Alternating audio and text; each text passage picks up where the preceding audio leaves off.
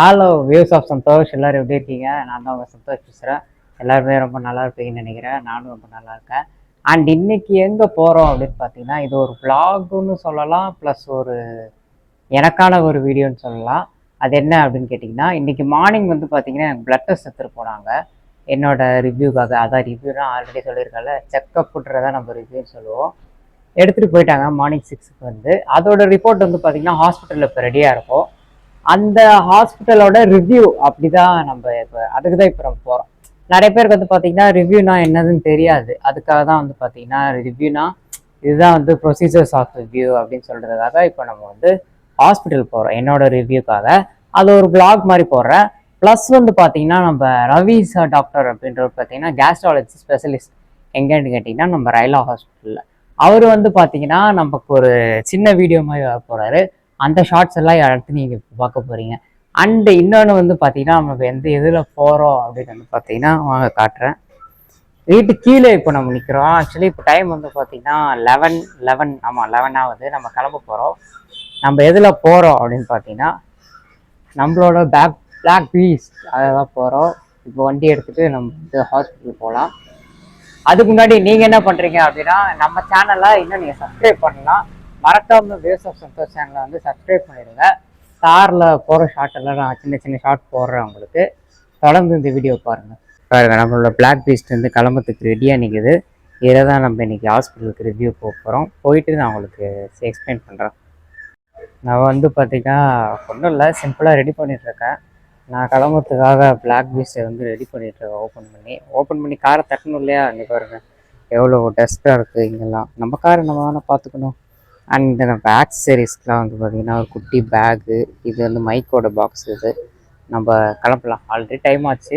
பார்த்திங்கன்னா 12 o'clock அங்கே வந்து அப்பாயின்மெண்ட் ஃபிக்ஸ்டு டாக்டர்கிட்ட. அதுக்குள்ளே என்ன கிளம்பணும், ஆல்ரெடி மணி வந்து 11 ஆச்சு. நம்ம போகிறது வந்து பைபாஸ் ரோடு தான், மதுரவாயில் பைபாஸ் பிடிச்சி டுவர்ட்ஸ் குரோம்பேட் போயிட்டு நம்ம ரயில்வே ஹாஸ்பிட்டல் வந்து போகிறோம். கிளம்பலாம், போகலாம்.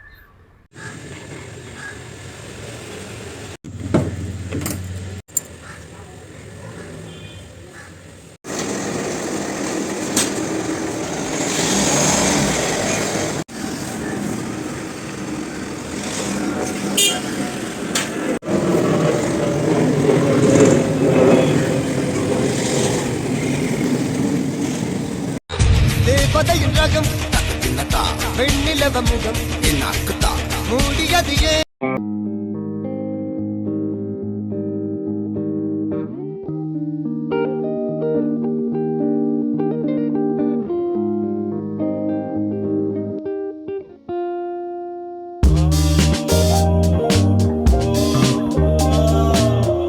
நம்ம இந்த ரிப்போர்ட்டை கலெக்ட் பண்ணிட்டு இங்கே டாக்டர் பார்க்க உட்காந்துருக்கோம் ஓபியில்.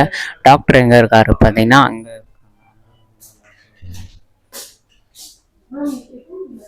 ரிப்போர்ட்ஸ் எல்லாமே வந்து பார்த்திங்கன்னா நல்லாவே இருக்குது. நான் அந்த டபிள்யூபிசி கவுண்ட்டு, பிளேட்லெட்ஸோட கவுண்ட்டு அண்டு ஹீமோக்ளோபினோட கவுண்ட்லாம் வந்து பின்னாடி போடுறேன். டாக்டர் பார்த்துட்டு டாக்டர் என்ன சொல்கிறாரு அப்படின்னு அவங்ககிட்ட இன்ஃபார்ம் பண்ணுறேன். This is Dr. R. Ravi from Rela Hospital, a gastroenterologist practicing in Chennai. நான் வந்து ஒரு gastroenterologist, அதாவது இரைப்பை, குடல், கல்லீரல், கணையம் இந்த மாதிரி உறுப்புகளுக்கு நிபுணர். ஸோ இப்போ வந்து நான் என்ன நல்ல உணவு பழக்கங்கள், எது நல்ல எப்படி நம்ம நல்லா சாப்பிட்ணும், அதை பற்றி ஒரு சின்ன டாக் கொடுக்க போகிறேன். இந்த உணவு பழக்கங்களை பற்றி மக்களுக்கு எவ்வளவு வித்தியாசமான ஒரு நம்பிக்கை இருக்குது, இதை பற்றி தான் நம்ம பேச போகிறோம். நல்ல உணவுன்னு சொல்கிறது வந்து பாதியாவது நம்ம சாப்பிட்ற உணவில் காய்கறிகள் இருக்கணும். மீத இருக்கிற பாதி வந்து அரிசி, கோதுமை, இல்லை சிறு தானியங்கள் எது வேணாலும் இருக்கலாம். இந்த பாதியில தான் நம்ம சாப்பிட்ற மாமிச உணவு, கிழங்கு எல்லாம் சேர்க்கணும். நிறைய பேர் வந்து கேரட்டு, உருளைக்கிழங்கு, பீட்ரூட்லாம் காய்கறின்னு சொல்லுவாங்க. ஆனால் நான் எனக்கு வர்ற பேஷண்ட்ஸுக்கு வந்து இந்த மூன்றுமே காய்கறியில் சேர்க்கக்கூடாது. அரிசிக்கு இல்லை கோதுமைக்கு பதில் தான் சாப்பிடணும். காய்கறின்னு சொல்றது பச்சை காய்கறிகள், கீரை, கத்திரிக்காய், வெண்டைக்காய், முட்டைக்கோஸு, இதை மாதிரி உணவுகளை தான் நான் காய்கறி, பீன்ஸு, அவரைக்காய், இதெல்லாம் காய்கறின்னு சொல்கிறேன். கேரட்லாம் காய்கறியோட ஒரு பாகமாக சேர்க்கக்கூடாது. ஸோ எப்போ நீங்கள் உணவு சாப்பிட்டாலும் பாதி வந்து காய்கறி இருக்கணும். என்ன காய்கறி, இது கூட பழங்களும் சேர்த்துக்கணும். என்ன காய்கறி நல்லது அப்படின்னு பார்த்தீங்கன்னா, கலர் இருக்கிற காய்கறி வந்து எப்போவுமே பெஸ்ட்டு. கலர் இருக்கிற பழங்கள் பெஸ்ட்டு. ஆரஞ்சு, கிரேப்ஸு, இதெல்லாம் வந்து ஆர் ஈவன் பீட்ரூட்டு, இதெல்லாம் காய்கறியில் சேர்க்கலனா கூட கேரட், இது மாதிரி கலர் இருக்கிற உணவுகள் வந்து கேன்சரை தடுக்கிறதுக்கு நல்ல உபயோகமாக இருக்கும். ஸோ இது நம்ம சாப்பிட வேண்டிய முறை. இதை கூட வந்து நிறைய நம்ம வேக வச்சு சாப்பிடணும். நிறைய இப்போ வந்து எல்லாமே ஃப்ரை பண்ணி சாப்பிட்றாங்க. நம்ம வந்து சாப்பிட்ற உணவில் ஏகதேசம் ஒரு மாதத்துக்கு 1/4 லிட்டர்லேருந்து 1/2 லிட்டர் எண்ணெய் தான் உபயோகப்படுத்தணும். அதுக்கு மேலே உபயோகப்படுத்தினா நம்ம உடலில் பல வியாதிகள் வரும். நம்ம ஒன்று வெயிட் அதிகமாகும், அதிகமாக எண்ணெய் உபயோகிச்சோன்னா நம்ம கொலஸ்ட்ரால் அதிகமாகும், ஹார்ட் வியாதி, கேன்சர் போன்ற வியாதிகள்லாம் வர்றதுக்கு வாய்ப்பு ஜாஸ்தி. ஸோ எப்போவுமே ஒரு 1/4 லிட்டர் முதல் 1/2 லிட்டர் எண்ணெய் ஒரு மாதத்துக்கு. எண்ணெய் வந்து கண்டிப்பாக தேவையா? அப்படி தேவையான உணவு கிடையாது. நம்ம சாப்பிட்ற அரிசியில், காய்கறியில் எல்லாத்துலேயுமே நமக்கு தேவையான ஃபேட் இருக்கும். நீங்கள் பார்த்தீங்கன்னா மிக குண்டாக இருக்கிற அனிமல்ஸ் எல்லாம், மிருகங்கள், யானையெல்லாம் பார்த்தீங்கன்னா எண்ணெய் போட்டெல்லாம் சாப்பிட்றது இல்லை. அதுக்கும் ஃபேட் அதிகமாக தான் இருக்குது. மாட்டுக்கு நம்ம எண்ணெய் கொடுக்கறது இல்லை, ஆனால் அதுக்கும் ஃபேட்டு அதிகமாக வருது. புல் சாப்பிட்ற மிருகங்கள் கூட ஃபேட்டு அதிகமாக தான் இருக்கும். நிறைய நம்ம உணவு சாப்பிட்டோம்னா நமக்கு தேவையான பொருட்கள்லாம் அதில் இருக்குது. ஸோ நம்ம வந்து சாதாரண நல்ல ஹெல்த்தியாக இருக்கிறவங்க 3 நேரம் சாப்பிடணும்னு இல்லை. 3 நேரம் சாப்பிட்றது வந்து அளவு. சப்போஸ் சில வியாதிகள் இருக்கும், சக்கரை வியாதி இருக்கும், இல்லை ஸ்போர்ட்ஸ் பர்சனாக இருக்கும், இல்லை அதிகமாக ஃபிசிக்கல் எக்ஸசைஸ், அக்ரிகல்ச்சரல் பண்ணுவாங்க, அவங்கெல்லாம் 3 நேரம் சாப்பிட்டா பரவாயில்ல. ஆஃபீஸில் டெஸ்க் ஜாப் இருக்கிறவங்களுக்கு வந்து 2 நேரம் சாப்பிட்டா போதும். காலையில் சாப்பிட்றது நல்லது தான். காலையில் மிஸ் பண்ணாமல் இருந்தால் உடலுக்கு நல்லது தான். ஆனால் நாம் வந்து என்ன சொல்கிறோன்னா, சாயங்காலம் சீக்கிரமாக சாப்பிட்றதுக்கு எல்லாருமே முயற்சிக்கணும். 7 மணிக்கு முன்னாடி, இன்ஃபேக்ட் சூரிய மறையறதுக்கு முன்னாடி சாப்பிட்டுட்டு அதுக்கு பிறகு ஒரு 3 to 4 hours நம்ம உட்காந்துருந்தோ இல்லை நடந்தோ கூட இருந்துட்டு தூங்கினோன்னா உடலுக்கு வந்து ரொம்ப ரொம்ப ரொம்ப ரொம்ப நல்லது. ஸோ நாம் இப்போ எல்லாருக்கும் வந்து 2 நேரம் சாப்பிட்டா போதுன்றோம். காலையிலையும் சாயங்காலமும் சாப்பிட்டீங்கன்னா, காலையில் கொஞ்சம் 8 மணி 9 மணிக்கு சாப்பிட்டா உடனே 3 hours 12 மணி 1 மணிக்கு சாப்பிட தேவையில்லை. அப்புறம் ஒரு 5 மணி 6 மணிக்கு சாப்பிட்றது ரொம்ப நல்லது. ஸோ இதில் சில மிஸ் அண்டர்ஸ்டாண்டிங் இருக்குது. ஒன்று வந்து சாப்பிடாம இருந்தால் அல்சர் வரும்ன்றது நிறைய பேருடைய நம்பிக்கை. இன்ஃபேக்ட் நிறைய டாக்டர்ஸே அது மாதிரி தான் சொல்லுவாங்க, நீங்கள் நேரத்துக்கு நேரம் சாப்பிடுங்க, அடிக்கடி சாப்பிடுங்க.